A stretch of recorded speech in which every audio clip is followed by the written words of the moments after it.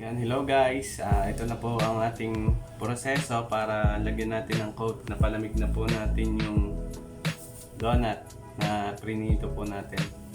Bali guys, may pang-coat po tayo na powdered sugar na may gatas po yan, kaya mas masarap. Para alam ng mga nanonood na kaya mas sumasarap ang donut.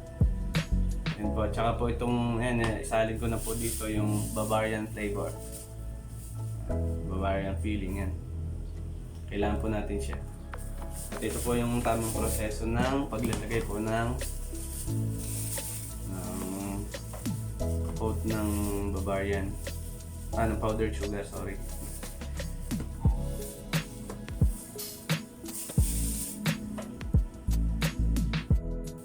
And guys, madali lang po maglagay ng coat. Alug-alugin lang pag nakailagay yung mga donut natin. Tapos lagyan po ng palaman na Bavarian feeling. Ganito po ang proseso niya.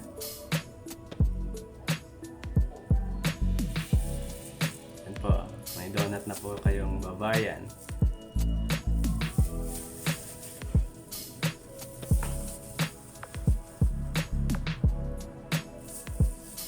Bago po ilagay sa tray, yan, malamig na po siya. Ang ganda na po ng pagkaka-coat niyo ng powdered sugar na may gatas.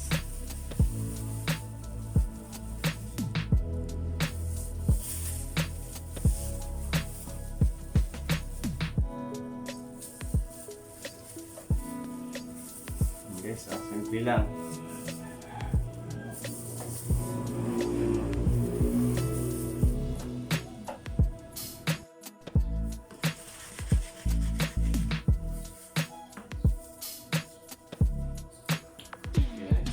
Ganito lang po kasimple ang maglagay ng ano.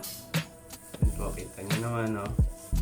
Pag po nasanay na kayo, bali po maganda po itong pan-negosyo sa mga gusto magnegosyo.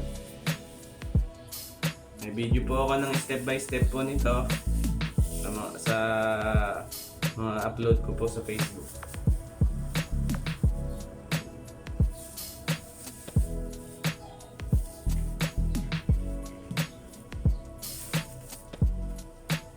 Guys, maraming salamat po sa panonood po ng aking munting vlog. Maraming salamat po sa pag-follow po ng aking Facebook page, Ronel Zapatero. Guys, thank you so much. God bless po. Guys, our Bavarian flavor. Oh.